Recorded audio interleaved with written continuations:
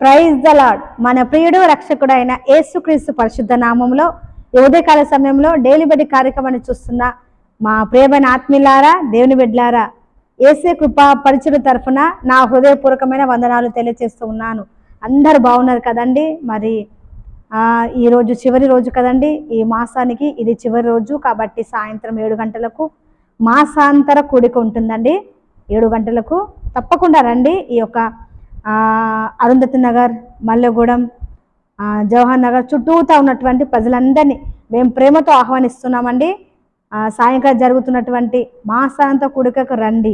తప్పకుండా మనమందరం కలిసి మందిరంలో కలుసుకొని దేవుని మనస్ఫూర్తిగా ఆరాధిద్దామండి. సరైన మంచిది. దేవుడు ఈ ఉదయకాల సమయానికి ఇచ్చినటువంటి వాక్యాన్ని చదువుకుందాం. జకర్యా రాసినటువంటి ప్రవక్త రాసినటువంటి గ్రంథము 8వ అధ్యాయము 13వ వచనము 2వ వరుస నేను చదువుతాను చూడండి. 13వ వచనము 3వ వరుస. మీరు ఆశీర్వాదస్పదమగునట్లు నేను మిమ్మల్ని రక్షింతును, భయపడక ధైర్యము తెచ్చుకొనుడి. మరలా చదువుతానండి. మీరు ఆశీర్వాదస్పదమగునట్లు నేను మిమ్మల్ని రక్షింతును, భయపడక ధైర్యము తెచ్చుకొనుడి. ఇది ఇజ్రాయెల్ ప్రజలకు దేవుడు చేస్తున్నటువంటి వాగ్దానము. ఇజ్రాయెల్ ప్రజల్ని దేవుడు ఐగుప్తులో నుండి 430 సంవత్సరాలు అక్కడ బానిసత్వంలో మగ్గుతున్నప్పుడు దేవునికి మొరపెడితే దేవుడు మరి మోషేను పంపించి ఆ ఐగుప్తు నుండి అద్భుత రీతిగా వారిని బయటికి నడిపిస్తాడు. బయటికి నడిపించిన తర్వాత వారికి మరి న్యాయాధిపతులు నియమిస్తాడు, రాజులు నియమిస్తాడు, ప్రవక్తలు నియమిస్తాడు. అయితే దేవుడు చెప్పినటువంటి మాట ఏంటంటే, ఇదిగో మీకు వేరే దేవుడు అంటూ ఉండకూడదు. నేను ఏదైతే చెప్పాను, ఏదైతే మీకు ఆజ్ఞాపించానో ఆ ఆజ్ఞ ప్రకారంగా మీరు ఉండాలి, నా మాట ప్రకారం మీరు నడవాలి, అలా బ్రతకాలి, లేకపోతే మిమ్మల్ని శత్రులకు అప్పచెప్తాను అన్నప్పుడు ఈ ప్రజలందరూ దేవుని మాట వినక తిరుగుబాటు చేసి మరి విగ్రహార్థన చేస్తూ అలాగ జీవిస్తున్నప్పుడు దేవుడు శత్రుల చేతికి నేను అప్పచెప్తాడు. అప్పచెప్పిన తర్వాత అక్కడ మరి ప్రవక్త ఇర్మియా అంటాడు. ఇర్మియా ప్రవచించినటువంటి మాట కూడా అక్కడ ఉంటాయండి. ఇర్మియాలో ఏంటంటే 70 సంవత్సరాలు అక్కడ ఉండవలసి వస్తుందని దేవుడు ప్రవక్త ప్రవచిస్తాడు. అయితే తర్వాత ఇప్పుడు ఈ యొక్క మరి జకర్యా ద్వారా దేవుడు వారితో మాట్లాడుతున్న మాట, ఆ ప్రజలను ఎవరైతే బానిసత్వంలో ఉన్నారో ఐగుప్తులో ఇజ్రాయెల్ ప్రజలు ఎవరైతే బానిసత్వంలో ఉన్నారో వారందరికీ మరలా ఒక వాగ్దానం చేస్తున్నాడు. ఏమనంటే, మీరు భయపడకండి, నేను మిమ్మల్ని ఆశీర్వాదస్పదంగా ఉన్నట్లు రక్షిస్తాను, నేను మిమ్మల్ని రక్షిస్తాను తప్పకుండా అని చెప్పి వాగ్దానము చేస్తూ ఉన్నాడు. అయితే మరి ఈ పరిశుద్ధ గ్రంథంలో 1200కు పైగా వాగ్దానాలు ఉన్నాయి. మరి వాగ్దానాలన్నీ కూడా ఇజ్రాయెల్ ప్రజలకే. అయితే యేసే రక్తంతో కడబడినటువంటి మనము, యేసేని వెంబడిస్తున్నటువంటి మనము, యేసే నమ్ముకున్నటువంటి మనము, మనందరికీ కూడా ఈ వాగ్దానాలు వర్తిస్తాయి. ఎందుకంటే క్రైస్తవ అనబడినటువంటి వారికి, క్రీస్తులో ఉన్న వారికి ఈ వాగ్దానాలన్నీ వర్తిస్తాయి.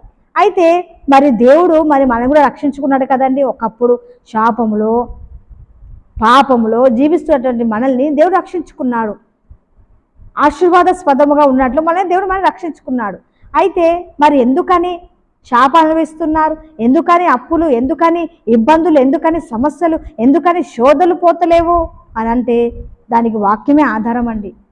ఎందుకు సంవత్సరాల తరబడి ఆ పేదరికంలో ఉంటున్నారు, ఎందుకని సంవత్సరాల తరబడి అప్పులు తీరట్లేదు, ఎందుకని సంవత్సరాల తరబడి ఆ చిన్న కుటుంబంలో ఆ చిన్న ఇంట్లోనే నివాసం చేస్తున్నారు, చాలాని మరి ఆ యొక్క పరిస్థితులు ఎన్ని సంవత్సరాలుగా మమ్మల్ని వెంటాడుతున్నాయి, ఎక్కడ మేము ఆశీర్వాదాస్పదంగా ఉన్నాం, మేము ఎక్కడ దేవుడు మమ్మల్ని ఆశీర్వాదంగా ఉంచట్లేదే అని అనుకుంటూ ఉండవచ్చండి.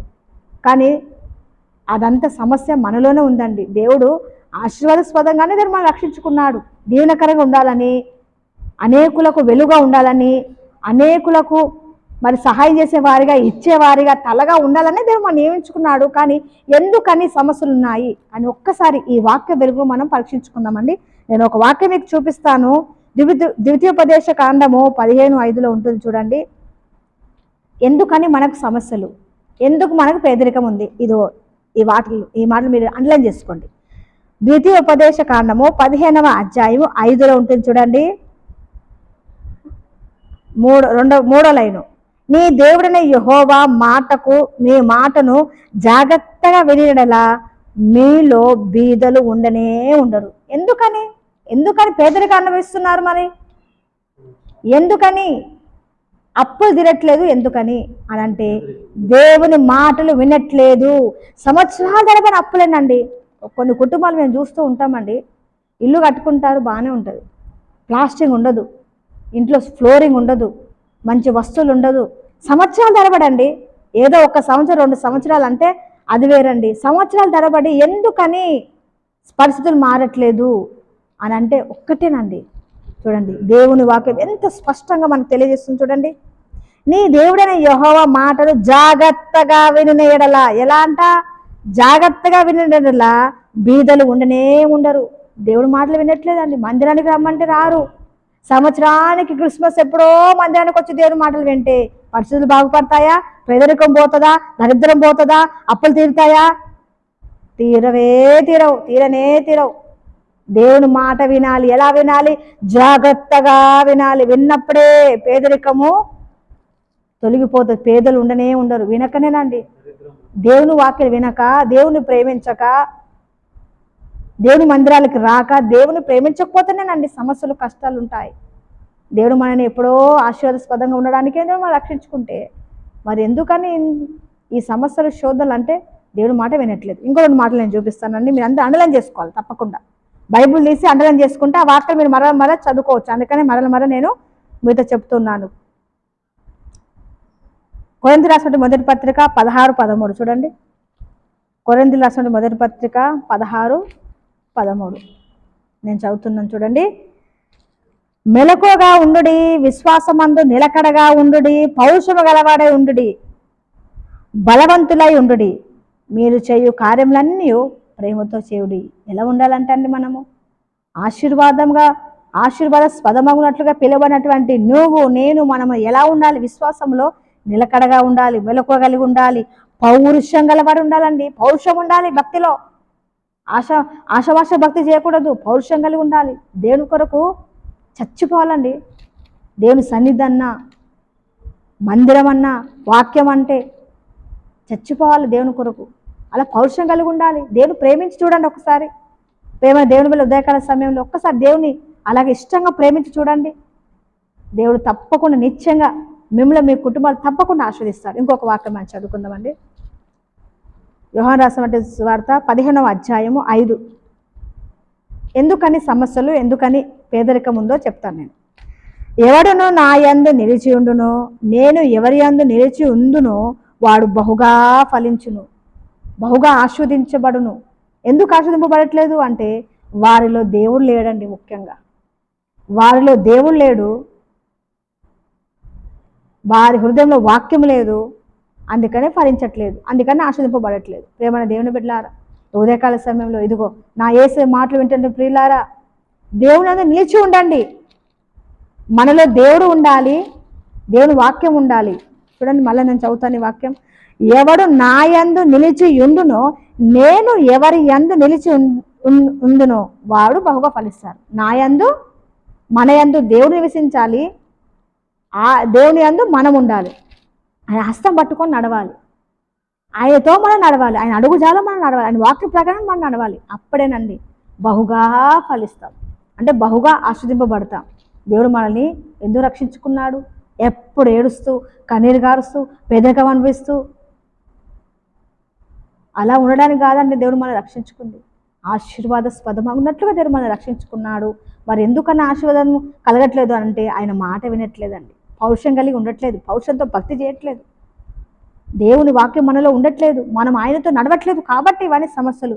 కాబట్టి జాగ్రత్తగా మరి గమనించండి. వాక్య వెలుగులో సరి చేసుకుందామండి, దిద్దుకుందామండి, మార్పు చెందుదాం. ఆయన రాకడ కొరకు ఆయన రాబోతున్నాడు. ఆయన యొక్క మరి ఆ రాకడలో మనం అందరం ఎత్తబడే గుంపులో సంఘమంతా పరిపూర్ణులుగా అవ్వాలని దేవుని చిత్తం. కాబట్టి పరిపూర్ణ చెందుదామండి, మారుదాం. వాక్యము ధ్యానిస్తూ, వాక్యాలు వింటూ అట్టి రీతిగా మనము ఈ లోకంలో జీవించుదుముగాక. అట్టి కృప దేవుడు మనకు అందరికి అనుగ్రహించునుగాక. చిన్న ప్రార్థన. స్తోత్రము తండ్రి, సర్వోన్నతుడా, సర్వశక్తిమంతుడా, వాక్యమైన దేవా, ఉదయకాల సమయంలో ప్రభువా నీ పాద సన్నిధికి వస్తూ ఉన్నాము తండ్రి. నీకు స్తోత్రములు అయ్యా. ఈరోజు నాయన ఇదిగో మా అందరితో మీరు మాట్లాడుతూ ఉన్నారు, ఆశీర్వాదస్పదమవునట్లుగా నేను మేము రక్షింతును అని.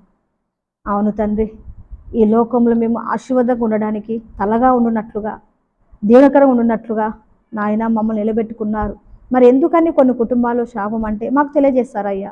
ఇదిగో నీ వాక్యాన్ని ప్రేమించక నాయన యేసయ్య, నీ వాక్యాలు వినక, పౌరుషం కలిగి భక్తి చేయకనే మాకు ఈ సమస్యలు. కాబట్టి నాయన ఈ రోజు నుండి మేము పౌరుషం కలిగి ఉండాలి, మాలో మీ వాక్యము సమృద్ధిగా ఫలించాలి. అలాగే తండ్రి నేను బహుగా ప్రేమించే బిడ్డలుగా మేము ఈ లోకంలో ఉన్నట్లుగా, ఆశీర్వాదం కలిగి ఉన్నట్లుగా, బహుగా నీలో ఫలించినట్లుగా సహాయం చేయమని ఈ మాటలు ఎంతమంది అయితే బిడ్డలు వింటున్నారో వారందరినీ పేరు పేరున దీవించి ఆస్వాదించి సకల దీవెన బిడ్డలకు అనుగ్రహించి సహాయం చేయమని యేసు నామమున ప్రార్థన చేస్తున్నాము తండ్రి. ఆమెన్. అందరికీ వందనాలండి. Praise the lord.